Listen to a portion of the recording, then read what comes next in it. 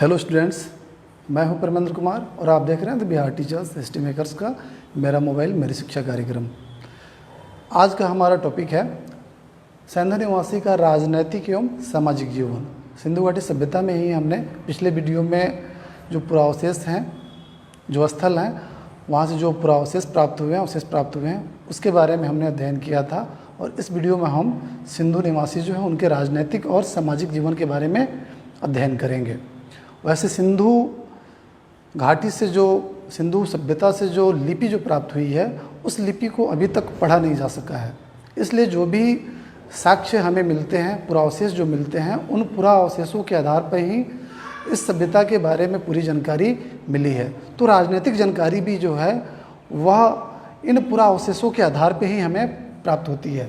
यानी कि साक्ष्यों के अभाव में स्पष्ट राजनैतिक जानकारी नहीं मिली है।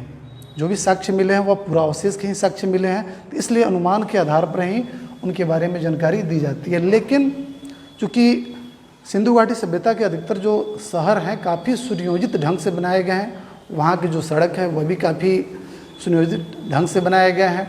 उसमें अन्नागार है, स्नानागार है, कब्रगाह है, जलाशय है, गोदीवाड़ा का साक्ष्य मिला है। यानी कि यह जो सारी चीज़ें हैं, सारे अवशेष जो हैं, वह किसी एक सुनियोजित ढंग से, जिस प्रकार आजकल सुनियोजित ढंग से किसी भी स्थल का या किसी भी शहर का निर्माण किया जाता है, उसी प्रकार से उस समय भी किया जाता था। यानी कि एक तरह से देखा जाए तो बिना कोई केंद्रीय सत्ता के इस प्रकार के सुनियोजित शहर का निर्माण करना असंभव है। तो इस प्रकार कहा जा सकता है कि एक केंद्रीय सत्ता सिंधु घाटी सभ्यता में थी, यानी कि एक राजनीतिक सत्ता सिंधु घाटी सभ्यता में थी जो यह सारी व्यवस्था करती थी। वैसे वहाँ के जो निवासी थे वह युद्ध प्रिय नहीं थे, बल्कि वह शांति प्रिय लोग थे, प्रकृति प्रिय लोग थे। वाणिज्य और व्यापार करना वे लोग जानते थे, युद्ध करना मनुष्य से दूर रहते थे या युद्ध करना नहीं जानते थे, क्योंकि उनके पास जो अस्त्र और शस्त्र हैं वह काफ़ी अच्छे ढंग के अस्त्र शस्त्र नहीं हैं। कहने का मतलब वे लोग व्यापार करना ही मुख्य ध्येय समझते थे, अपना उसी में रमे हुए थे। कुछ विद्वानों का मत है, उनके बारे में कुछ विद्वान जो हैं अपना मत दिए हैं। जैसे कि स्टुअर्ट पिगट महोदय ने कहा है कि सिंधु प्रदेश का जो शासन था वह पुरोहित वर्गों के हाथों में था। यानी कि पुरोहित वर्ग थे, वहीं केंद्रीय सत्ता में थे, वहीं शासन चलाते थे। यानी कि पुरोहित भी थे और वह राजा भी थे। वैसे स्टुअर्ट पिगट महोदय ने एक बात और कही है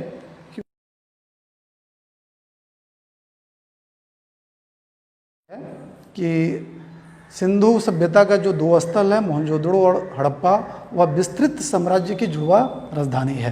यानी कि विस्तृत साम्राज्य की जुड़वा राजधानी कहा है हड़प्पा और मोहनजोदड़ो को। इनके अलावा हंटर महोदय ने भी कहा है कि मोहनजोदड़ो जो है वो मोहनजोदड़ो शासन का राजतंत्रात्मक, यानी कि मोहनजोदड़ो का शासन जो था वह राजतंत्रात्मक ना होकर जनतंत्रात्मक व्यवस्था वहाँ पे थी। व्हीलर महोदय कहते हैं कि मध्यम वर्गीय हाथों में मध्यम वर्गीय जनतंत्रात्मक शासन व्यवस्था थी। यानी कि मध्यम वर्ग के हाथ में शासन थी वहाँ पे, यानी कि बनिक वर्गों के हाथ में शासन थी। मैके महोदय भी कहते हैं कि मोहनजोदड़ो का शासन जो था वह एक प्रतिनिधि शासक के हाथों में था। यानी कि जिस प्रकार राजा के हाथों में शासन होता है, उसी प्रकार एक प्रतिनिधि शासन व्यवस्था वहाँ पे थी। यह बात कहा है मैके ने। ये बात होगी राजनीतिक जीवन की। सामाजिक जीवन भी उतना ही महत्वपूर्ण है सिंधु सभ्यता का। जो समाज जो था, समाज की इकाई जो थी वह परिवार थी। समाज की इकाई परिवार थी।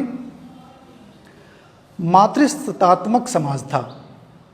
ये प्रश्न बार बार पूछता है कि सिंधु घाटी सभ्यता का समाज कैसा था, तो मातृसत्तात्मक समाज था। इसके पीछे भी कारण है, क्योंकि बहुत सारी जो मूर्तियाँ मिली है वह नारी की मूर्तियाँ मिली है। जैसे कि सिंधु सभ्यता से मिला है एक नारी की मूर्ति जिसके गर्भ से एक पौधा निकलते हुए दिखाया गया है।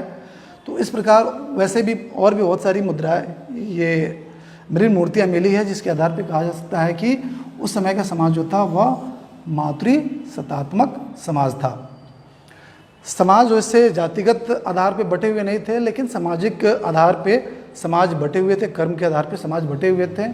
और वह समाज जो था पुरोहित वर्ग में, व्यापारी, अधिकारी, शिल्पी और श्रमिक वर्ग में बटा हुआ था। वहाँ के जो निवासी थे सिंधु घाटी के, वह मांसाहारी और शाकाहारी दोनों प्रकार के भोजन करते थे।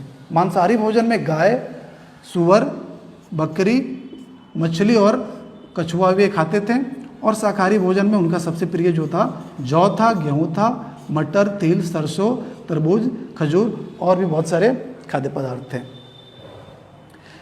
वे सूती वस्त्र और ऊनी वस्त्र दोनों का प्रयोग करते थे। वेशभूषा में उनका सूती वस्त्र और ऊनी वस्त्र का प्रयोग करते थे। सूती वस्त्र जो है वह कपास से बनता है, और कपास का सबसे पहले उत्पादन जो है वह सिंधु घाटी सभ्यता से ही माना जाता है। यूनानवासी कपास को सिंडन कहते हैं, क्योंकि सिंधु प्रदेश से कपास पहली बार वहाँ पे गया था, तो वे लोग इसको कपास को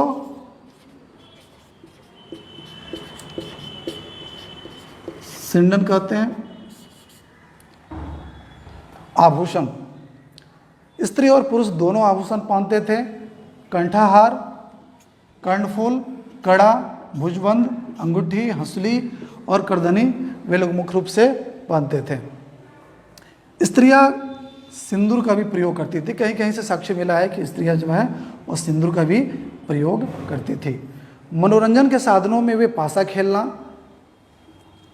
नृत्य, जो मृण मूर्तियाँ मिली है नारी की, नृत्य रथ, उससे प्रतीत होता है कि नृत्य के भी ये शौकीन थे। मनोरंजन के साधन में नृत्य भी होता था। शिकार करना, पशुओं की लड़ाई काफ़ी प्रिय थी, और धार्मिक उत्सव तथा समारोह में वे जाते थे और इससे उनका मनोरंजन होता था।